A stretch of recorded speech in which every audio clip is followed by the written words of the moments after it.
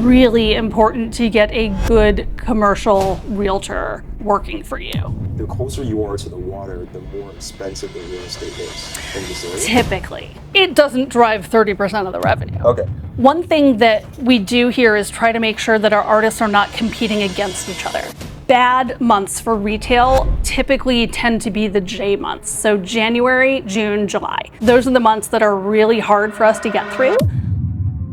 So we are back in Alexandria, more specifically Old Town, more specifically than that, King Street. And if you know Alexandria, this is one of the best streets that you can be in all of Virginia. We are outside of Made in ALX, that's Made in Alexandria, and the store owner's name is Beth. She actually does something really cool. She facilitates items, products from local artists right here in Alexandria, and she puts it in her store. She started this business in 2020 with a small booth set up, a pop-up shop. It did so well that she decided to start her own location. We're actually gonna go in right now to take a look at the store and speak to Beth directly.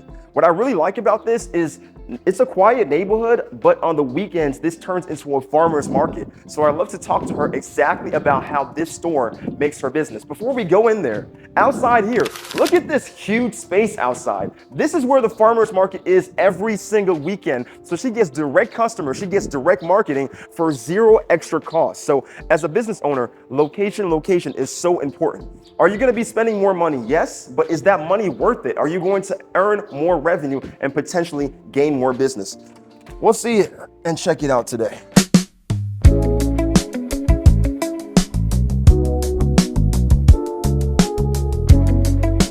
Thanks, Beth, for having us again. Yeah. It's actually a really great location that you have and everything. The first thing, before we even get into the business, you told me that you don't really have this long history working in retail, right? No. It's like it's the weirdest thing to be successful in a business that you weren't originally have years of experience in. Right. You did it almost as a passion project to start. Is that how it happened? Or? It is. So my degrees are, my undergrad was in theater, Okay. and my graduate degree was in journalism. So I actually spent 20 something years in journalism before I started this. So this is really a big career switch for me. During the pandemic, a lot of local artists that had been popping up at farmers markets and art events and stuff, that all stopped because of the pandemic. So they had really nowhere to sell except their own websites and maybe Etsy. So we started this as an online project to connect local residents with local artists here in Alexandria. It wasn't until the pandemic started loosening its grip a little bit, we had the vaccines, that sort of thing, that we decided to try a pop-up shop and see what happened. So it was really the end of 2021 that we tried that for the first time. Yeah, so some of the skills from journalism definitely translated over in terms of kind of understand marketing and communication and being able to talk to people. So those definitely were some skills that helped me with this transition.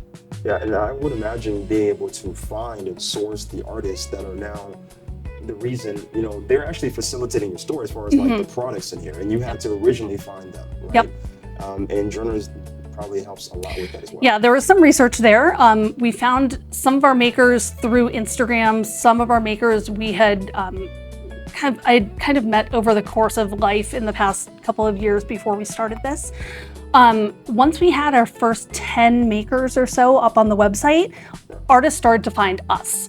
So we haven't had to do a ton of recruiting. Okay. We still do a lot of vetting and make sure that their products are good, that they're good people, that they're local, that they know what they're doing, all of those things. And for this store, Made in ALX, right? Made in Alexandria. And just talk a little bit more about the business and how that works. Where did you find a need for this? Was there something that you felt like the community could really use this? Like, where does this idea come from? Yeah, so like I said, this was a pandemic era project that Alexandria is very small sometimes. And I happened to meet a woman who was experienced in e-commerce. Okay. And when I kind of brought this idea to her, she said, I bought the domain Made in ALX, and I didn't do anything with it. And I said, well, wait a minute, we need to do something with this.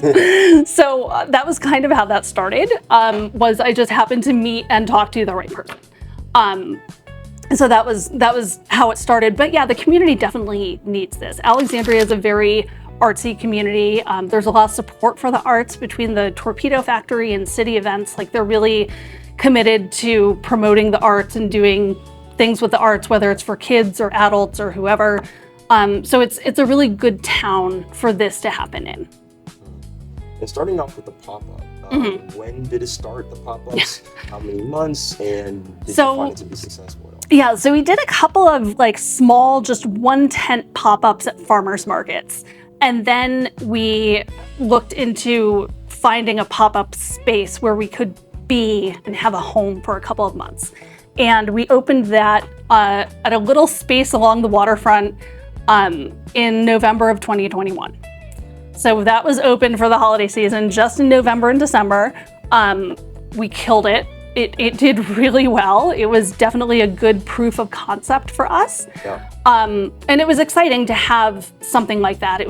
We got great feedback from customers, great feedback from artists. We learned a lot doing that. It was definitely worthwhile to take just that 2-month commitment and really dive in and learn from it. So that was November and December of 2021. How much space did they give you, and do you roughly remember the cost of that for 2 months? Yeah, I do. That space was maybe 600 square feet. So it was less than half of this space that we're in now. Wow. It was tiny. It was about $4,500 per month. Because it was just a 2-month commitment and it was such a small space. What really made you feel that this $9,000 is going to be worth it, or did you not really know if it's going to work? Let's just try it. I thought it would work. Okay. The business model we had was actually that we had the artist pay a certain amount to be in the store, and then we took a small commission on top of that. So technically the artist base fee was what we used to pay the rent for those 2 months. And then the commission was what we used to pay employees and marketing and other costs. Okay. So in order for them to be in the store, they're paying you. Wow. So it's not like a normal store where you're paying them, they're paying you. Right. It's a really unique business model. And just to get into that, you mentioned that this is kind of, it came from idea of basically drop shipping, which is somebody wants something. You let the artist know, like, hey, they want this item here. Can you facilitate it, and how long is it going to take? Boom, they pay. You have some money secured, and then you get that. So with this business model, you have a little bit more security when it comes to that. We do. Now, outside of the rent, what variable costs did you have that you were like, we don't know if we're still gonna, because the commission is really what the risk is, right? So is your people paying your people? Obviously you're gonna pay them regardless, but that's where you don't know if you're gonna make enough money or not. Right. Yes. So it is hard and it is risky. The bad months for retail typically tend to be the J months. So January, June, July. Those are the months that are really hard for us to get through because the revenue that we're getting from customers coming in is so low. And we do need that because it's not just the rent, because on top of the rent, you're adding the utilities, the security system, paid employees, a lot of those costs that are not, some of those are fixed, some of those are not. Our utilities are higher in January, obviously, because we're paying for heat. So and employee costs are relatively stable, but somewhat variable. So it's definitely, there are bad months and then there are really great months, just like with any other store. But going month by month of why those months aren't successful, it seems like January is the more obvious one, right? Yeah, the weather, especially this past January, the weather here in Alexandria was awful. It was really cold. We had that snowcrete situation where it snowed and then it iced on top of it. And it seemed like the whole city was basically shut down for a week and a half because of that. So January, it is largely the weather, but it's also that people have just spent all that money on the holidays. June, you know, you've got the end of the school year and all those end of the school year activities, the sports banquets, the recitals, the band concerts, the plays, like all those things, graduation events, all those things are going on and people just get really busy in June.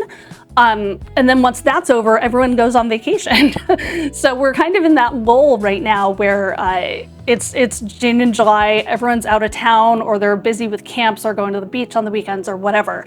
So January, June, and July are a little bit difficult. And we got a little bit about the labor costs, right? The adjustments that you were making to make sure you survive. Yeah, I mean, we really use the good months. You know, the months like November and December can cover January and into February, right? So we use the savings from the good months to kind of navigate through months that are a little bit slower. How would you make sure that you really take advantage of that as much as possible? So we have, one of the things that we do for additional revenue is that we do a lot of classes. So we have our artists who have things in the store, and some artists who don't have things in the store teach classes. So we do crochet and jewelry making, candle pouring, soap making, painting, a whole bunch of classes. Those go typically really well between January and May, and then again from like September to November. Okay. So we have a lot of classes going during those two periods. That helps a lot too. And then we also promote that we do corporate like team building events. We've done holiday parties. We do birthday parties for kids and adults. So we really rely on some of that revenue as well. So City Hall is under construction right now in a major way. It's going to be under construction for 2 to 3 years. They are rebuilding the garage under Market Square. They are doing, all the HVAC, the electric, all of that stuff in that giant historic building. They had to move the farmers market from Market Square somewhere. And fortunately, we have this giant patio and space behind us here. So they moved the farmers market there, and it also comes down this breezeway in front of our store and onto King Street. So we are literally surrounded on 3 sides by farmers market on Saturday mornings. So for a few hours, we got to make it work. Exactly. Which is adjusting your hours. Yep. We are opening at 8 a.m. now on Saturday mornings. Sometimes we don't make a ton of sales between 8 and 9 a.m. But being open and accessible from early hours on Saturday has been a smart move on our part. And while that has gotten better as far as during those hours, how has the city planning affected you during the off-peak hours and days? Yeah, so that's definitely affected us too. There was a big parking garage underneath Market Square that is no longer there. And they've also moved tour bus parking and some other parking. So they have worked on trying to open additional parking and really promoting the parking garages in the area. But parking is definitely an issue in this neighborhood and kind of all over Old Town. Something as simple as parking can affect absolutely. Sales and everything. Absolutely. Yep. Because if people think it's a pain to get there, then they're not going to bother making the effort. And the closer you are to the water, the more expensive the real estate is in this area. Typically. That's what we found when we were looking for a permanent space, was that the closer you get to the water, the more expensive it tends to get. Comparing that 2 months, 45 or 5,500? 4,500 per month. 4,500 a month compared to now this much bigger space you have now. Yep.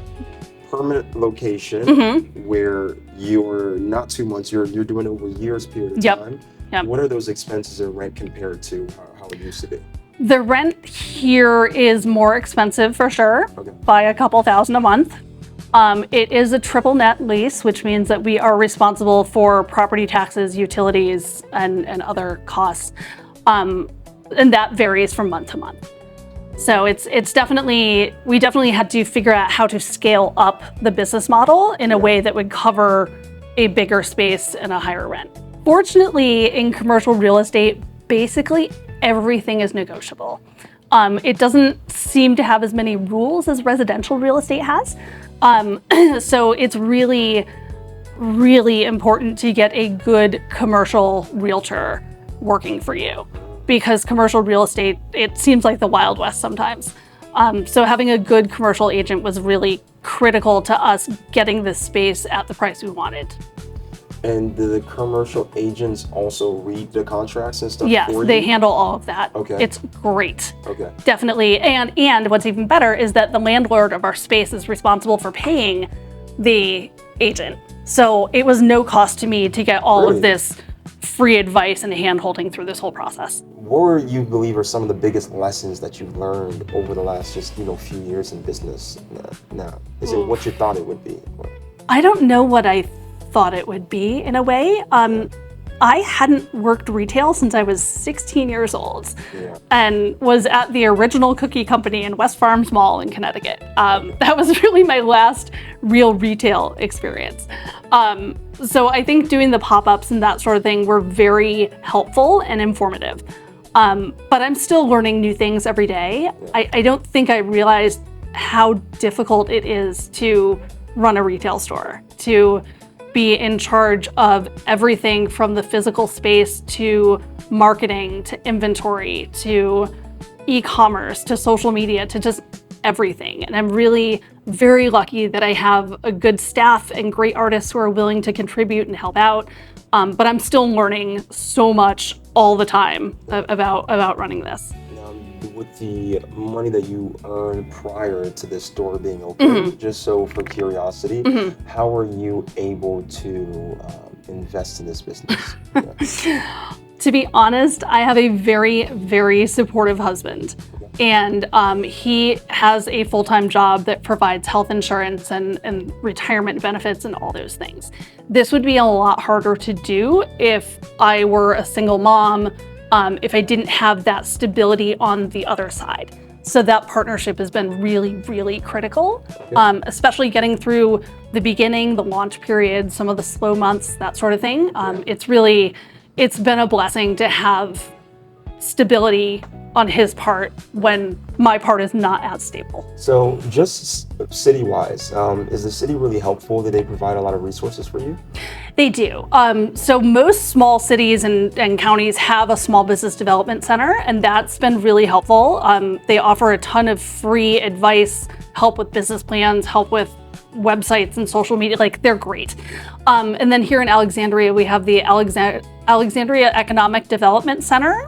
It's AEDC. They also have a small business wing that has been really, really helpful too. And for an artist who wants to be, to work with you, right, and get their art in your store. So we have a couple of different models, a couple of different ways for artists to get involved.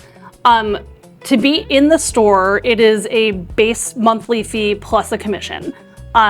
You have to live in the city of Alexandria or work in the city of Alexandria. Oh, I'm sorry, or Alexandria's portion of Fairfax County. So we do spread out to people who have an Alexandria VA address. Okay.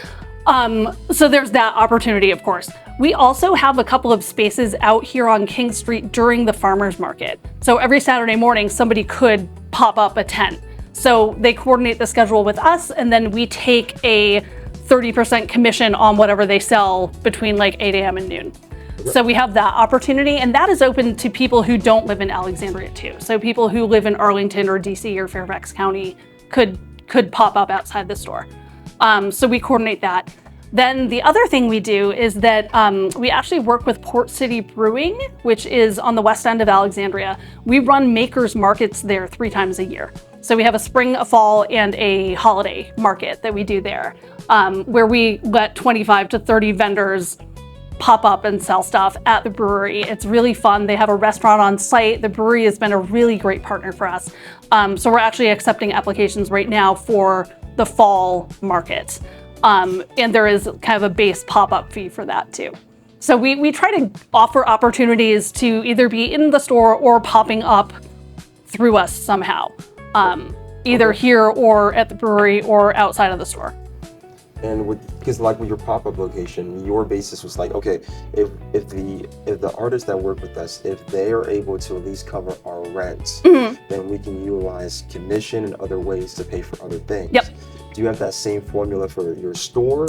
How does So that break mostly, okay. We have about 50 different artists and makers that are selling things in the store. The base that they're paying does not quite cover all of the rent. Okay. So we do rely a little bit more now on commission from vendors. But we also, again, we charge commission for popping up outside. We run these events at Port City. We have classes. So we have a bunch of different revenue streams coming in to help cover that gap. Right. So we have 2 sections of the store, right? We were standing on, we call that the podcast side, but it's also where you do all your classes and things like that. Yep. How much would you believe in your mind that's small, let's say less than 30% of the store, drives a good amount of the revenue in the store, right? You would believe so? Yeah, it doesn't drive 30% of the revenue. Okay. But it's important in a lot of ways. There is some revenue coming in from that, but it also gives us a marketing channel, right? So the farmers market's going on outside on Saturday morning and we're doing a class. A lot of people come in because they're like, what are you doing? Right? So it gives us an opportunity to talk to people. The scheduling gives us an opportunity to market those classes and kind of stay in front of people too. So it's important on a couple of different levels. Yeah, so we had a lot of art prints. What's interesting here is that this artist up top just joined us about 2 months ago. Okay. He's an older guy. He's really great. This artist on the bottom has literally been with us since the beginning. So we have kind of a mix of old and new together. One thing that we do here is try to make sure that our artists are not competing against each other, right? So we don't want someone else who paints in the exact same style as someone we already have. So when we open applications, that's one of the things that we look for is this person unique? And am I gonna look at this person's items and get them confused with someone else we already have, Because we want our artists to be able to stand alone out, and not be competing against each other. Yeah. Because if you're investing into it, you want it to have a real fighting chance there and everything. So when deciding when you want these items to be in the store, first of all, how much pressure is that on you to have to give what could be bad news to an artist? Like, hey, we just decided to part ways here. Right. It's not doing as well. How are these conversations go with these artists? So it's really a business decision on our part and importantly on their part, right? Because if it's not really working for them, then they need to make that business decision for themselves, I like a lot of our artists, like personally, they're good people, and that makes the conversations a little bit easier, actually. But yeah, it's a business decision. It's never personal. It's really, this is working or this isn't, and here's why, and either here's what we can do to fix it, or, maybe we shouldn't be carrying this. And in the summertime like this, is there any particular category that stands out a little bit more that could sell because hey, it is the summer? Right. Is there something like that? So there is a chunk of tourism in Alexandria in the summertime. There are a lot of the tour buses actually park right outside our store when they come in, and a lot of the tourists are looking for things that are smaller, more portable, easily packable, flat, especially. If they're flying, they're not going to want to take a glass jarred candle necessarily. So in the summer especially, a lot of our art prints, stickers, magnets, coasters, those sort of things, jewelry, those sort of things that are flat, light, easy to pack. That's those go. Consideration too. It really is. But we tell everyone that we do ship nationwide. So if there is something that's not going to fit in their suitcase or luggage, whatever, we can still get it to them. So here I noticed that you decided to keep your food and things in one area, right? Exactly. This is kind of interesting. Is this also sourced right here in Alexandria? It is. So the bees that make that honey actually live here in the city of Alexandria. Really? So it's when you're looking for local honey, this is as local as you can get. And we're also the only store in town selling this honey from this beekeeper. So we have some exclusivity, some real genuine localness here. And we actually do the 3-ounce jars so people can take it on an airplane. So that's actually strategic on the part of the beekeeper. Right. Yep. I'm sure these conversations happen a lot more than I could think of. It's like travel. Things need to be convenient. Yep, exactly. When hiring someone to work here with your team, what are some of the considerations you have? That past experience the most important, or is it more so a personality? So actually, one of the unique aspects of our business model is that we have some co-op elements here. So most makers are paying a base fee plus commission, but they can work off their base fee if they're here 10 hours a month. So some of our artists have opted into that, and we make sure that they're either really good with customer service or have experience in this or whatever. If they're not great at front of house stuff, they can help with inventory or marketing or social media or cleaning or any of the 900 other things that need to be done. So actually, some of the people who are working here are the artists who have things in the store. So at least half the time that a customer comes in, it's actually an artist who's working here as opposed to just a paid employee off the street. which is really neat for both the artist and the customer to kind of have that interaction. Yeah, because I'm sure even if it's not her product, she still has a good mindset of like what's going on Yep. and what to recommend and Yeah. everything. Yep. So, but as a business, you already talked about like your labor costs Yep. and these things. Like it must be so nice to knowing that some of these things are, well, we can't fully cover obviously the whole store, Right. but some of Right. it can be covered through just a partnership Yep, that you have. exactly. You can help each other. You help me, I help you. Yep, exactly. Right. And we did find, strangely, that in going through the data, that the artists who work here actually sell about 7.5% more than artists who don't work here. So, and it's Okay. not because necessarily they're promoting their own stuff, Yeah. right? But it's just they're more involved, they're more knowledgeable, they're more committed to the model. Yeah. They tag us on Instagram. They do all those things, and just them being here, they actually make a little bit more money that way. Okay. In addition to working off their monthly fee. So it kind of works really well for them and for us and for the customers. And then as far as like your labor costs, with the restaurant normally try to stay like around the 30% Mm-hmm. range. Do you have an idea of how much your labor cost is for? Oh, we're definitely lower than that. Okay. Way lower than that, because we have the artists working and they do fill up a number of shifts, especially on the weekends. It's actually really, really helpful. So we're below 20% in terms of labor costs per month. In your opinion, as an artist, a lot of artists have to make a decision. It's like, okay, do I go all in with my art or do I do the education thing? And why did you personally decide that you still wanted to pursue your education? Well, it's always kind of been, something that I do as a hobby, and this is just a nice way to get, some extra money in the future. Like, I still plan to have an art business, just as kind of like a side gig. What have you learned like over the last year or so? I've met a lot of the artists, whether it's like if I'm working here on the weekend and they're doing a class or like they're setting up outside. I have met so many of them, I talked to so many of them, so I know, and I have like a good, good rapport with some of them that are here a lot, and I can, I recognize their products. Just to go over a couple of your pieces, right? This is one right here. Yeah, this is my alcohol ink necklace. And this one has all of my favorite colors, so it's probably my favorite. I'm very influenced by like orange and red. Yeah. So this is. Oh, I like this one. I mentioned it. It kind of looks like a rock, like almost like a granite piece to it, right? Yeah, And it almost has like this 3D effect to it. I don't know if it's the glass, but it does look like it's poking out. Yeah, magnified. And where did you learn how to do art? So I've always been into art my whole life.